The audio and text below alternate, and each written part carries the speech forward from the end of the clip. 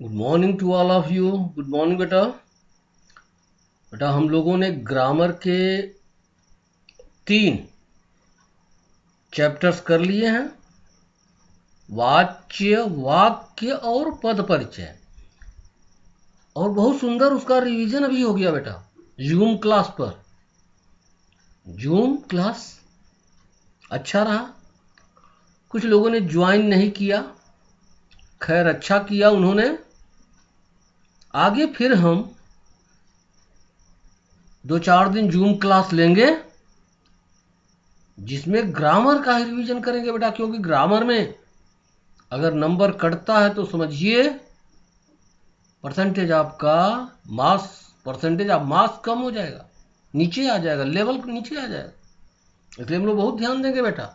आज हम लोग अंतिम चैप्टर रस पढ़ेंगे बेटा। बहुत ध्यान से सुनिएगा, समझिएगा और अलग से भी पढ़ लीजिएगा।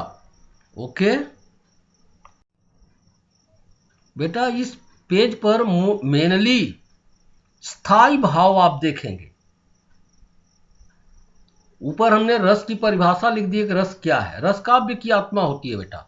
जिस कविता में रस नहीं है, चाहे वो वीर रस है, चाहे श्रृंगार रस है, चाहे करुण रस है, चाहे शोक रस है, चाहे शांत रस है, तो वह कविता व्यर्थ है। तो रस को काव्य की आत्मा कहा गया है। स्थाई भाव, जब विभाव, अनुभाव और संचारी भावों से परिपक्व होकर सहृदय व्यक्ति के हृदय को तरंगित करते हैं, तभी रस की उत्पत्ति होती है, या तब वे रस कहलाते हैं। हमारे मन में बेटा अस्थाई भाव विद्यमान होते हैं। अब अस्थाई भाव चाहे प्रसन्नता का हो, चाहे करुणा का हो, चाहे क्रोध का हो, अस्थाई भाव हमारे मन में विद्यमान होते हैं। परिस्थितियों बस किसी व्यक्ति को देखकर, स्थान को देखकर वे उत्पन्न होते हैं और वही रस कहलाते हैं। हमारे मन में हर तरह के भाव हैं। क्रोध का भी भाव है, घृणा का भी भाव है, शोक का भी भाव है, प्रसन्नता का भी भाव है, प्रेम का भी भाव है। तो वह भाव बेटा समय, परिस्थिति और व्यक्ति के अनुसार हमारे मन में उत्पन्न होते हैं और उन्हीं भावों को रस कहा जाता है। अस्थाई भाव नीचे लिखा हुआ है कि जो भाव हमारे हृदय में बीज रूप में छिपे होते हैं, परंतु किसी व्यक्ति, स्थान या समय को देखकर प्रकट हो जाते हैं, स्थाई भाव कहलाते हैं। जैसे मान लीजिए कृष्ण राधा को देखें तो क्या होगा, उनके मन में प्रेम अपने आप उत्पन्न होगा। प्रेम उनके मन में था, वो उत्पन्न हो गया और वही बन गया श्रृंगार रस। ठीक, तो अस्थाई भाव समझ गए। पूछ सकता है कि जो भाव हमारे हृदय में विद्यमान रहते हैं वे कहलाते हैं, और 4 ऑप्शन दे देगा। तो जो भाव हमारे हृदय में विद्यमान रहते हैं बीज रूप में, उनको क्या कहते हैं बेटा? स्थाई भाव, जो स्थाई रूप से हमारे मन में विद्यमान है और वही किसी व्यक्ति, स्थान या समय को देखकर प्रकट हो जाते हैं तो रस बन जाते हैं। अगर उत्साह का भाव है हमारे अंदर और हम युद्ध क्षेत्र में पहुंच गए तो वहां उत्साह क्या बन जाएगा? वीर रस बन जाएगा। हम वीरता का प्रदर्शन करेंगे। अगर बेटा कोई हम ऐसा कारुणिक दृश्य देख लिए तो हमारे मन की जो करुणा है वह निकल पड़ेगी, आंखों से आंसू निकल पड़ेंगे और करुण रस उत्पन्न हो जाएगा बेटा। तो जो मन में भाव बीज रूप में विद्यमान है वही स्थाई भाव है। यहाँ बेटा रस और अस्थाई भाव लिखा गया है, इसको आप याद ही कर लीजिएगा और जिस समय वीडियो पढ़िएगा, लिखिएगा, सब लिखना है आपको अपनी नोटबुक में और याद भी करना है। अब श्रृंगार रस का स्थाई भाव क्या है? रति। रति को क्या कहते हैं? प्रेम कहते हैं बेटा। प्रेम ही तो है श्रृंगार में। तो कई तरह से पूछ सकता है, प्रेम की अधिकता से किस रस की निष्पत्ति होती है? प्रेम की अधिकता से श्रृंगार रस की निष्पत्ति होगी। करुण रस का स्थाई भाव शोक है बेटा। वीर रस का उत्साह है। विभत्स का घृणा है। शांत का निर्वेद और वैराग्य है। हास्य का हास है, रौद्र क्रोध, भयानक में क्या है, भय है, अद्भुत, कोई चीज अद्भुत होगी तो बेटा विस्मय होगा। और वात्सल्य, वात्सल्य आप जानते हैं बच्चों के प्रति जो प्रेम होता है उसमें वत्सलता है, कभी वत्सल भी लिख देता है, पूछ देगा वत्सलता की अधिकता से किस रस की निष्पत्ति होती है, तो वात्सल्य, या वात्सल्य भाव का, वात्सल्य रस का स्थायी भाव क्या है, किसी भी तरह से पूछ सकता है। और भक्ति जो बेटा होता है, भक्ति रस, वो हमारा जो इष्ट देव है, जो हमारे इष्ट देव हैं, इष्ट देव विषयक जो रति है, जो प्रेम है, वो भक्ति है बेटा। हर व्यक्ति के अलग अलग इष्ट देव होते हैं, कोई किसी के दुर्गा जी हैं, किसी के हनुमान जी हैं, किसी के प्रभु श्री राम हैं, किसी के अल्लाह, किसी का यीशु। तो उसके प्रति जो हमारे मन में रति है, जो प्रेम है, वही भक्ति रस है बेटा। तो जितने रस हैं और जिनके जितने स्थायी भाव हैं बेटा, उनको तुरंत याद कर लीजिएगा। ओके, मैं फोन करके किसी से कभी भी सारे रसों का स्थायी भाव पूछ सकता हूँ, सबके फोन नंबर मेरे पास हैं। ओके बेटा, आगे बेटा यहाँ कुछ डिफिनेशंस दी गई हैं, इनको भी आप याद कर जाइएगा क्योंकि उसको भी पूछा जाएगा। विभाव किसे कहते हैं? जिस व्यक्ति, वस्तु, स्थान या समय को देखकर स्थायी भाव जागृत होते हैं उसी को विभाव कहते हैं। जिस किसी भी व्यक्ति को, वस्तु को, स्थान को या समय को देखकर जो स्थायी भाव जागृत होते हैं उन्हें विभाव कहते हैं। विभाव दो प्रकार के होते हैं बेटा, एक होता है आलंबन विभाव और दूसरा होता है उद्दीपन विभाव। आलंबन विभाव में दो होते हैं, एक आलंबन होता है और एक आश्रय होता है। तो जिसको देख कर स्थायी भाव जागृत होते हैं वह आलंबन है, और जिसके मन में स्थायी भाव जागृत होते हैं वह आश्रय है। अब मान लीजिए कृष्ण ने राधा को देखा, तो कृष्ण ने राधा को देखा, तो जिसको देखा वह आलंबन, तो राधा आलंबन हो गई। और कृष्ण ने राधा को देखा और राधा को देखकर उनके मन में प्रेम पैदा हुआ तो कृष्ण आश्रय हो गए। तो जिसको देखकर स्थायी भाव पैदा हुआ वह आलंबन है, और जिसके मन में पैदा हुआ वह आश्रय है। और उद्दीपन विभाव किसे कहते हैं बेटा? विभाव दो हो गए, आलंबन विभाव और उद्दीपन विभाव। उद्दीपन विभाव क्या है? जिसके कारण जो हमारे मन में भाव जागा है वह और तीव्र होता है, तीव्र हो जाता है। जैसे मान लीजिए राधा और कृष्ण हैं दोनों, राधा को देखकर कृष्ण के मन में प्रेम पैदा हो गया है, तो राधा को देखा तो राधा हो गई क्या? आलंबन। और कृष्ण के मन में आ गया भाव तो कृष्ण हो गए आश्रय। अब उद्दीपन विभाव क्या हो सकता है? मान लो उसी समय काली घटाएं घिर जाएं, रंग बिरंगे फूल खिले हों, तो बेटा यह सीन देख करके मन का जो प्रेम होगा क्या होगा? और अधिक बढ़ जाएगा। मान लो आप वीर रस की बात करो, आपने शत्रु को देखा तो शत्रु आलंबन हुआ और आपके मन में उसके प्रति वीरता का भाव पैदा हुआ तो आप हो गए आश्रय। और फिर किसी ने आपको ललकारा, आपका उत्साह बढ़ाया, तो ललकारना, उत्साह बढ़ाना, ये सब क्या हो जाएगा? उद्दीपन विभाव हो जाएगा। तो समझ लीजिएगा मन में, तो विभाव दो हुए, आलंबन और उद्दीपन विभाव। आलंबन विभाव, उद्दीपन विभाव। जिसको देखकर भाव पैदा होता है वो आलंबन कहलाता है, और जिसके मन में पैदा होता है वो आश्रय होता है। वो आलंबन के अंतर्गत दो हुआ। और उद्दीपन विभाव जो भाव को और अधिक बढ़ा देता है। अब अनुभाव, अनुभाव क्या होता है? आश्रय की चेष्टाएं।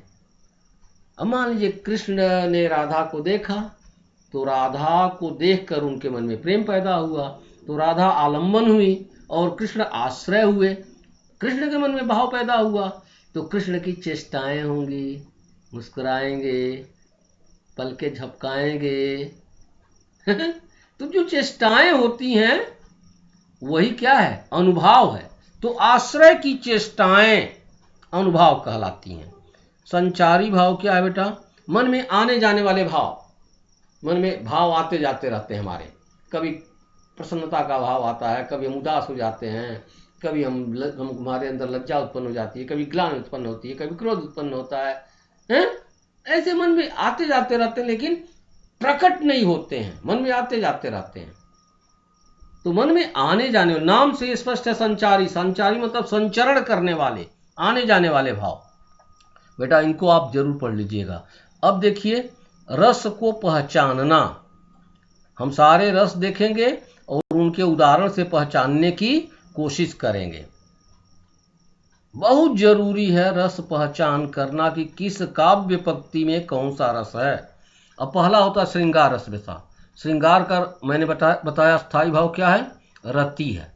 अब श्रृंगार रस का आधार क्या होता है, स्त्री पुरुष का सहज आकर्षण होता है। बेटा श्रृंगार में क्या है, स्त्री पुरुष का सहज आकर्षण है। इसके दो भेद होते हैं, संयोग श्रृंगार और वियोग श्रृंगार। जब मिलन है तो संयोग श्रृंगार है, और अलगाव है तो वियोग है। अब संयोग श्रृंगार का उदाहरण देखिए, बतरस लालच लाल की, मुरली धरी लुकाए, सौह करें भव हन हंसें, दैन कहे नट जाए।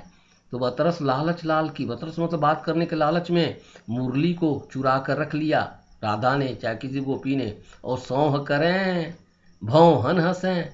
सौह करें मतलब इशारा करना, भवें हंसने लगती हैं, दैन कहे नट जाए, और वही नट जाए मतलब अटखेलियां तरह तरह की, कहत नटत रिझत खिजत, मिलत खिलत लजियात, और भरे भवन में करत है नैना नीसो बात।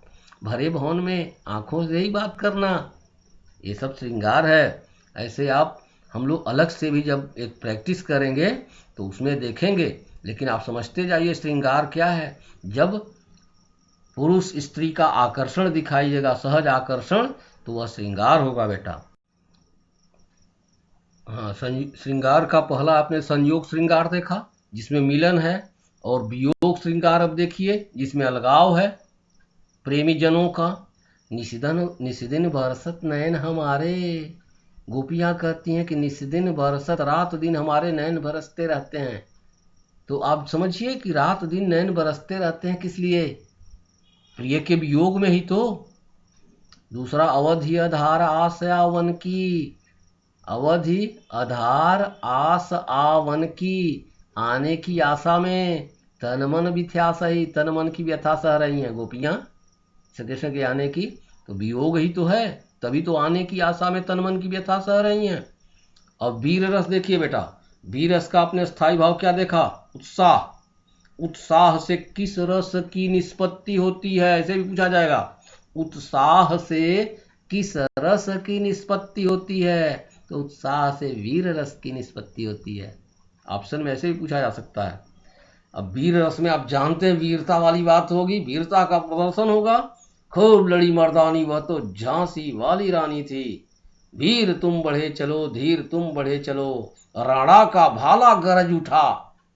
इस तरह से वीर रस होगा। वात्सल्य रस, वात्सल्य आप जानते हैं बच्चों का, बच्चों के प्रति जो प्रेम होगा छोटे छोटे बच्चों का, वह वात्सल्य रस होगा। और वत्सलता इसका स्थायी भाव है। शोभित कर नवनीत लिए, शोभित सुशोभित होना, कर मन हाथ में, नवनीत मन मक्खन लिए हुए, भगवान कृष्ण हाथ में मक्खन लिए हुए सुशोभित हो रहे हैं। घुटुरन चलति रेणु तन मंडित, घुटनों के बल चलने के कारण रेणु तन मंडित, रेणु कहते हैं बेटा धूल कणों को। घुटुरन चलति रेणु तन मंडित, मुख दधिले पकिए, शोभित कर नवनीत लिए। तो घुटनों के बल बालक चलता है, मुंह से दधिलेप। यशोदा हरि पालने झूला में, पालने में बच्चे को झुलाना, वात्सल्य रस। मैया मैं तो चंद्र खिलौना लय हो, वात्सल्य रस। अब भक्ति रस देखो बेटा, भक्ति रस। भक्ति रस में मैंने बताया था आपको क्या, इष्ट देव के प्रति भक्ति, इष्ट देव के प्रति जो रति है, जो प्रेम है, वही भक्ति रस है। मेरो तो गिरधर गोपाल दूसरो न कोई, ये मीरा की भक्ति है। मेरो तो गिरधर गोपाल दूसरो न कोई, हमारे हरिहारिल की लकड़ी, गोपियाँ कहती हमारे हरि हारिल की लकड़ी। तो वहाँ उनका वियोग नहीं बेटा, वहाँ उनकी भक्ति है कि जैसे हारिल पक्षी क्या करता है, पंजे में लकड़ी को पकड़ करके स्वयं को सुरक्षित समझता है, उसी तरह गोपियाँ भगवान कृष्ण के प्रेम में, उनकी भक्ति में लीन रहती हैं। तो हमारे हरि हारिल की लकड़ी, ये भक्ति है। मेरो तो गिरधर गोपाल दूसरो न कोई, ये मीरा की भक्ति है कृष्ण के प्रति। और मधुर मधुर मेरे दीपक जल, मधुर मधुर मेरे दीपक जले। दीपक क्या है बेटा? मन। और दीपक को किसके लिए जलना है? प्रभु की भक्ति में, इष्ट देव की भक्ति में। तो ये भक्ति रस है। रौद्र रस, रौद्र रस माने क्रोध। क्रोध, क्रोध से, क्रोध की अधिकता से रौद्र रस की निष्पत्ति होती है, ऐसे भी पूछा जा सकता है। रौद्र रस आपने देखा होगा राम लक्ष्मण परशुराम संवाद में कितना परशुराम जी नाराज होते हैं, कहते रे निर्बालक काल बस, बोलत तो ही न समार, धनवी सम त्रिपुरारि धन, विदित सकल संसार। है निर्बालक, है राजकुमार, तुम संहार कर नहीं बोल रहे हो। धनवी सम त्रिपुरारि धनु, त्रिपुरारि कहते शंकर जी को, शिव धनुष को तुम धनवी समान कह रहे हो। विदित सकल संसार, जिसकी महिमा सारा संसार जानता है, ऐसे डांटा। विश्वामित्र जी से कहा कि कुटिल काल बस, हे विश्वामित्र, अगर आप इस बालक की रक्षा करना चाहते हो तो मेरे गुण बल प्रताप का बखान करके इसे रोक दो, और अन्यथा मैं इसका वध कर दूंगा। पूरा वहां रौद्रस है। उस काल मारे क्रोध के, क्रोध आ गया बेटा, क्रोध आने से समझ जाओगे कि रौद्रस है। उस काल मारे क्रोध के तन कांपने उनका लगा, मानो हवा के जोर से सोता हुआ सागर जगा। तो ये रौद्रस हुआ बेटा। तो ऐसे आप पहचानना सीखिए कि कहाँ कौन सा रस है। सारे रस और सबके स्थायी भाव याद हो जाने चाहिए। फिर आप, श्रृंगार के दो भेद हैं, संयोग और वियोग। एक चीज मैंने लिखा, श्रृंगार रस को क्या कहता बेटा? रसराज। रस का राजा कौन है? श्रृंगार रस। तो सारे रस, उसके स्थायी भाव और रस को पहचानना बेटा कि कहाँ कौन सा रस है। फिर विभाव याद कर जाइए, अनुभाव याद कर जाइए, संचारी भाव याद कर जाइए, स्थायी भाव याद कर जाइए। सारी चीजें नोटबुक में नोट करके याद कर जाइएगा। ओके, आगे देखते हैं। नेक्स्ट है बेटा अद्भुत रस। अद्भुत, अद्भुत माने विस्मय। अद्भुत का स्थायी भाव है विस्मय। साड़ी बीच नारी है कि नारी बीच साड़ी है, साड़ी ही की नारी है कि नारी ही की साड़ी है। द्रौपदी का चीर रो रहा था, उस समय की ये बात है। समझ में नहीं आ रहा था कि साड़ी है कि नारी है, साड़ी बीच नारी है कि नारी बीच साड़ी। यह अद्भुत है, यह आश्चर्य है। अखिल भुवन चर अचर सब हरि मुख में लखी मात। भगवान के मुख में देखकर माता, क्या देखा माता ने? चर अचर सब कुछ देखा, सारा भुवन तीनों लोक देखा। चकित भई गद गद वचन विकसित दृग पुलकात। पुलकात प्रसन्न होना, चकित, चकित होने से समझ में आ जाएगा कि बेटा अद्भुत रस है। करुण रस, करुण रस, करुण का स्थायी भाव क्या बेटा? शोक। हाय फूल सी कोमल बच्ची हुई राख की ढेर, यह करुणा है, यह शोक है। वह आता दो टूक कलेजे के करता, कलेजे के दो टुकड़े कर देना। पछताता पथ पर आता, साथ में दो बच्चे हैं, बाएं हाथ से पेट मलते हैं, दाएं हाथ आगे बढ़ाए। भिखारी और उसके दो बच्चों का हाल है। तो जहां करुणा हो बेटा वह करुण रस है। हास्य रस, जहां हंसी है, नाक पकौड़ा सी लगे और रंग बिरंगे गाल, सूरत है लंगूर सी। तो ये देखिए, ये हास्य रस है। भयानक, भय, भय जहां होता है वहां भयानक रस की निष्पत्ति होती है। तो भयानक का स्थायी भाव क्या है बेटा? भय। भय होता है। एक ओर अजगर हिलक, एक ओर अजगर को देखा, और एक और मृगराय, मृगराय मतलब शेर, बिकल बटोही बीच में व्याकुल, परियो मूर्छा खाए, मूर्छित होकर गिर पड़ा। अरे एक और अजगर हो और दूसरी ओर शेर हो तो क्या भय नहीं होगा बेटा? और भय ऐसा होगा कि मूर्छा आ जाएगी। तो ये भयानक रस है। विभत्स, विभत्स में क्या है बेटा? घृणा, ऐसा दृश्य जिसे एकदम घृणा हो जाए। विभत्स, सिर पर बैठो काग, आंख दो खात निकारत, सिर पर बैठो काग, आंख दो खात निकारत, खींचत जीव ही स्यार, जीव से स्यार, अति आनंद उर्धार। घृणा हो रही है बेटा तो विभत्स हो जाएगा। और शांत रस, मन एकदम शांत हो गया है, वैराग्य, निर्वेद, शांत का स्थायी भाव निर्वेद है। पूछ सकता है निर्वेद किस रस का स्थायी भाव है? शांत रस का। मेरो मन अनंत कहाँ सुख पावे, मेरा मन अनंत कहाँ सुख पावे। इतना शांत हो गया कि उसको अन्यत्र कहीं सुख नहीं, एक ही जगह सुख मिल रहा है, श्री चरणों में। तो बेटा इस तरह से, और हम जब जूम क्लास लेंगे तो उसमें रस पहचानने पर और चर्चा करेंगे। अभी आप स्थायी भाव, सारे रस उनके स्थायी भाव याद कर जाइए, नोट कर लीजिएगा सारी चीज कॉपी में। विभाव, अनुभाव, स्थायी भाव, संचारी भाव, ये सब देख लीजिएगा। रसराज किसको कहते हैं? रसराज, श्रृंगार रस को। बेटा ये सब चीजें कर लीजिएगा और कोशिश कीजिए कि आप कैसे पहचानेंगे कि यहाँ कौन सा रस है। ओके, जूम क्लास में मैं केवल पूछूंगा बेटा, और आपकी बहादुरी देखी जाएगी कि कौन अधिक से अधिक रिस्पांस देता है, रिस्पांस करता है। Thank you.